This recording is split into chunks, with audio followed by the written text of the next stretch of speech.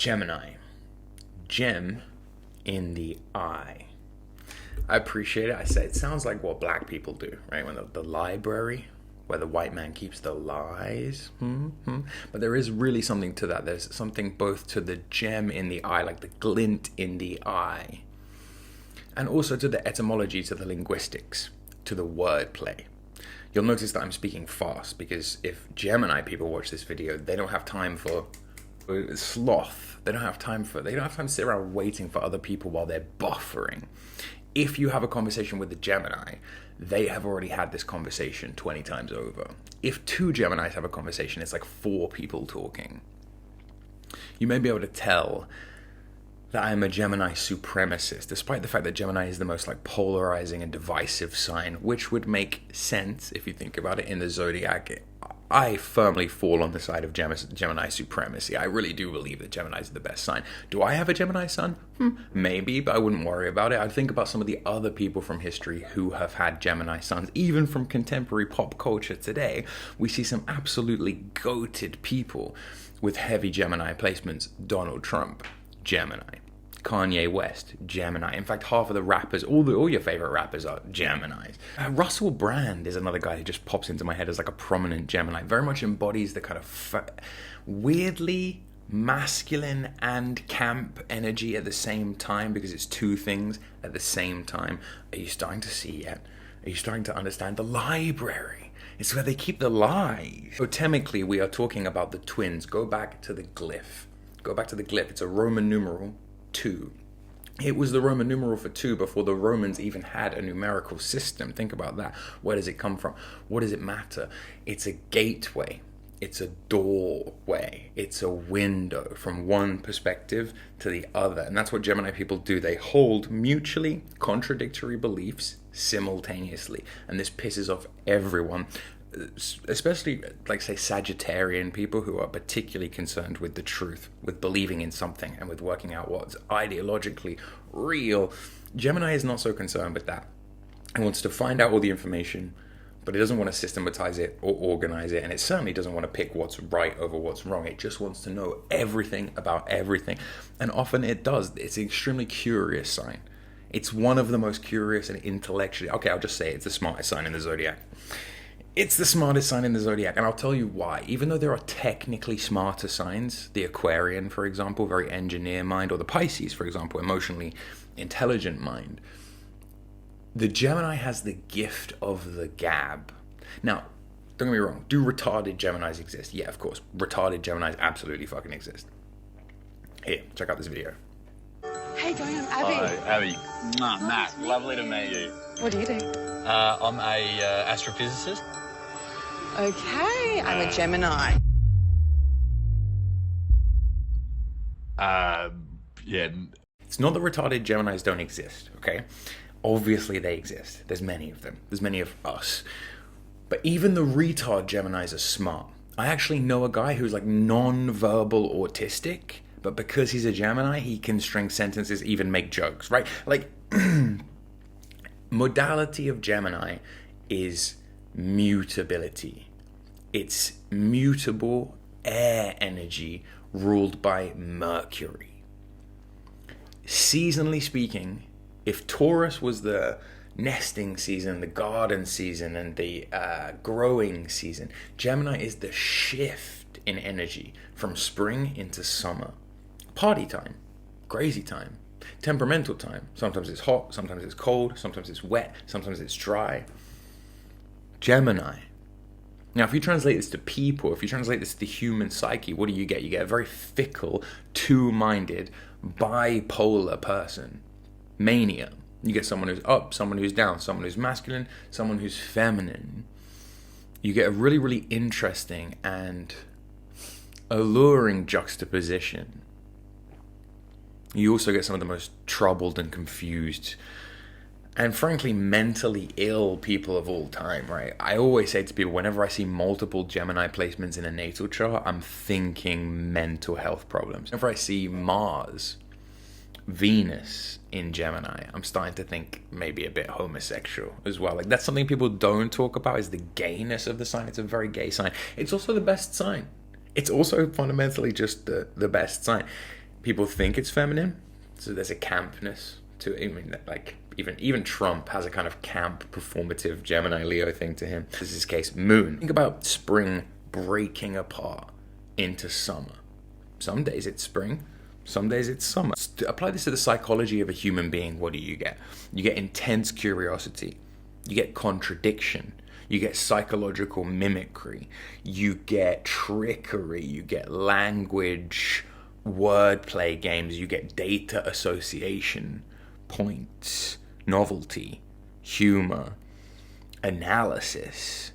And you get a lot of emotional detachment and mental speed. If I had to describe Gemini in 4 words, it would be gift of the gab. Even the dumb ones have the gift of the gab. It's a loquacious, gregarious, high vocabulary sign. It's an intellectually sharp, verbally sharp sign. Why? Because the Gemini is able to understand things from multiple perspectives. At their core, they are all anarchists. We are all anarchists. We are trickster deities. But that's what Mercury is. That's what Wotan is. He causes a chaotic frenzy. He doesn't really give a flying fuck about what's right and what's wrong more than he cares about what's interesting and what's entertaining. These people are emotionally light, quick, evasive. There is a tendency to associate Gemini with hypocrisy. There is a tendency to associate Gemini with lying and with liars. But it's because Gemini doesn't seek truth.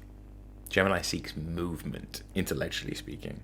So archetypes that you'll get, or that you'll see associated with Gemini a lot: the trickster, the teenager, interestingly enough, right? Because if Aries is like an infant, like a baby, and Taurus is more of an infant or as a child, then Gemini is the perpetual teenager. You'll notice that, again, I use Trump as a kind of quintessential example. The guy's 70 years old, still a fucking giant teenager, right? This is Gemini energy, peak Gemini energy. The mimic, the clown, the joker, the jester, the translator, and to a certain extent, the hermetic initiate. It's the most OP wizard sign. It's a sign. It's a sign that's very friendly to magic. The mind of a Gemini person is always in motion. It's never at rest. They are always hungry in the way that computers are for like data and for input. And the mind of a Gemini person very much works like a computer. There is a doubleness to everything, including themselves, including ourselves. But more than any other sign, they reflect the world around them. Extremely good at word games. Often a little bit nervous or neurotic or twitchy or flighty. Not a good sign for commitment. Not a good sign to be in a committed relationship with generally.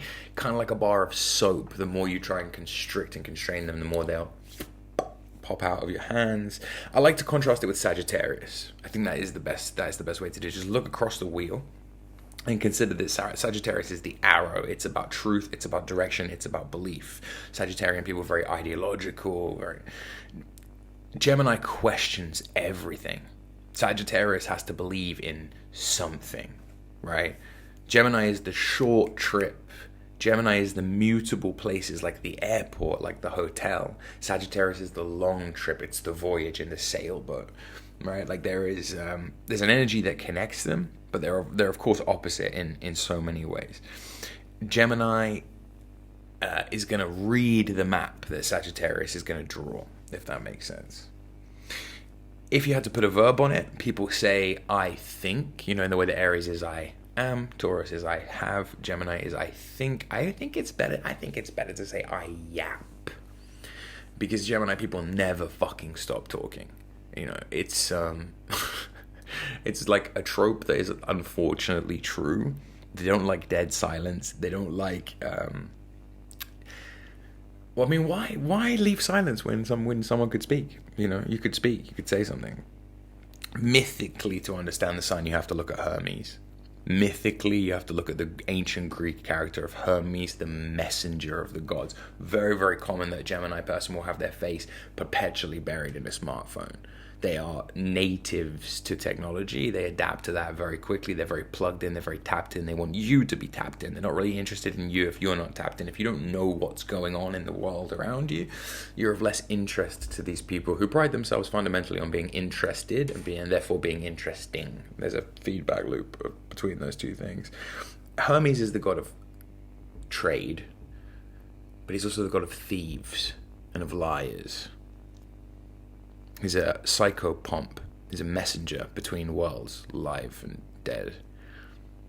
That is the trickster deity energy to Gemini. Loki is a good example. The Norse god Loki is a good example. Or at least what I know about Loki.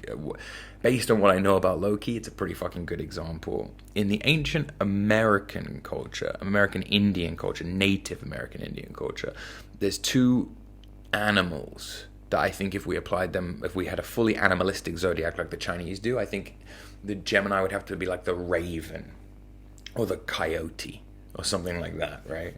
Now, it's interesting, right? Because in all of the founding cultures, all of the civilizations around the world, their founding myth, the cultural keystone myth that they build themselves around, always tends to have some kind of Gemini story in its roots, whether it's Cain and Abel, whether it's Castor and Pollux, whether it's Romulus and Remus. There is this kind of, archetypically, and interestingly enough, if you were to go back in time, biblically speaking, if you were to believe the Bible that the world was really 6,000 years old, then it would be the age of Gemini that the Garden of Eden would have come around in. It would be the age of Gemini that Adam and Eve, the perpetual twins, would have been born in.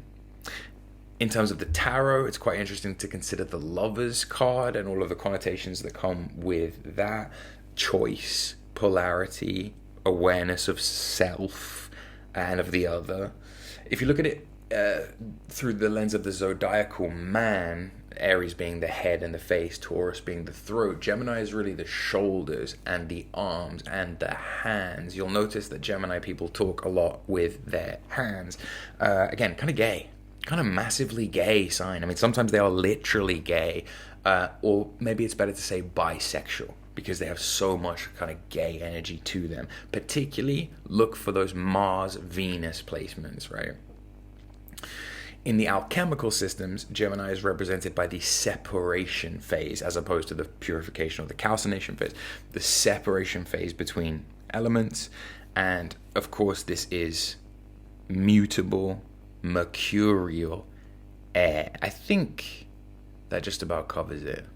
Mercurial is the best word to describe Gemini in general. Now, if we're looking at positive traits, well, man, like, where do you want me to start? It's just endless. It's just literally endless how absolutely goated we are. Being the best sign in the world is difficult. Like, I'm not trying to clearly get. It's a struggle every day being this goated. Shadow side is duplicity, hypocrisy, lying. We don't see it as lying. We're just entertaining different perspectives, right? You normies, non-Gemini, Goyim, see it as lying. Restlessness, fitfulness, flightiness, rug pulling, perspective switching, flip-flopping, fence-sitting, lack of depth. Like, often these people are the most prone to nervous breakdowns and big fucking crash outs. I think, therefore, I rug pull, if that makes sense. I'm trying to think if there's anything I've missed. Probably the most social. Probably the best at talking.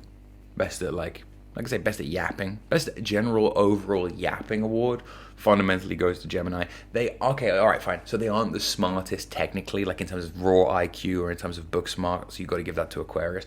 But what use is having all your high-minded, intellectual, wanky ideas if you can't communicate them to people effectively? Well, we are the best communicators. We're probably the smartest, or among the smartest for that reason.